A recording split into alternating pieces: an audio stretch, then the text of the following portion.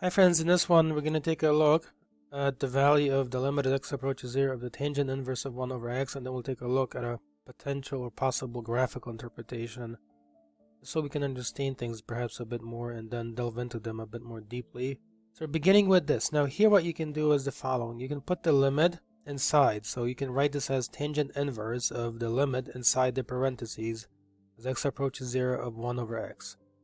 Now from there, if you take that limit on the inside, it's going to be the following. The tangent inverse of infinity, because the limit as x approaches 0 of 1 over x is infinity. At the very end, if you look at a graph of the inverse tangent function, you will see that as the input into the inverse tangent function goes to infinity, the output approaches pi over 2. So the overall value of the limit is pi over 2.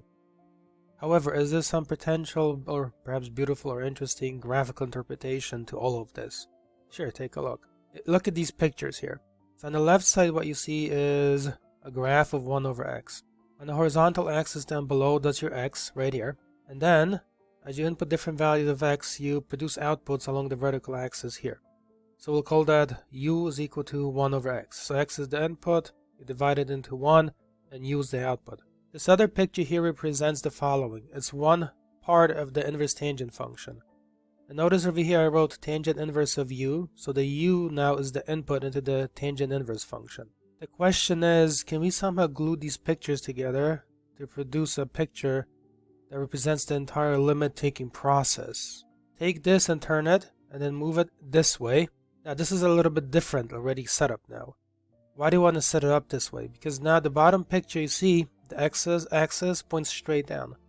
So if you grab an input from the vertical axis, you're grabbing an x, and the output, for example, would be sent over to the horizontal axis on the lower picture, which then could be fed into the tangent inverse graph above.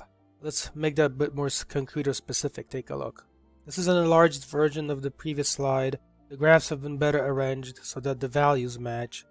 In this context, just to stress this point, on the bottom right here, this is the x-axis going up and down now. It's been turned 90 degrees. The horizontal axis now represents u, which is the output of doing 1 over x. The upper graph still represents tangent inverse of u. So look carefully. On the left side here, I'm going to choose a value of x. I just did that by putting a little mark there. So what I can do now is this. Take a look. I can send a little arrow over to the graph, and then from there I can bounce it off the graph and feed that into the tangent inverse function. You see how this is 2 here, this is also 2? I know they're covered by the arrow, but they're there. And then bounce off the red curve, and that sends you over to here. That is the output from the tangent inverse. Take a look. Go back down to the x-axis here. Go up a little bit more. Grab another value of x. Bounce it off that purplish curve right here. That's 4. That 4 gets fed into the tangent inverse function. You bounce off the red curve, and it takes you over to this axis right here. And if you draw a little arrow, it's telling you that this is moving up towards pi over 2. Do it one more time. Go back to the x-axis. Move up a little bit closer towards 0. Grab a value of x. Go over here. Bounce off the u equals 1 over x curve. Feed that value. That's about 7 into the tangent inverse function. And then bounce off that curve.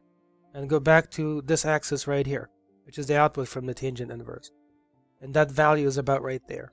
What we can say then is the following in terms of labels. Here I can label this part by saying x is approaching 0. And you see that with the little brownish arrows getting closer, pointing towards 0. You can see that u, which is the output of 1 over x, is going towards infinity. These values here are going towards infinity. 5, 6, 7, and so on. Lastly, over here, on this side, on the vertical axis, tangent inverse of u is approaching pi over 2.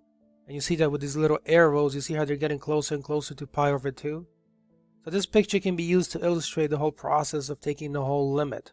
Well, that is it. So if it's been insightful or interesting, friends, please leave a like and subscribe. Thank you so much for watching. I'll see you in another video.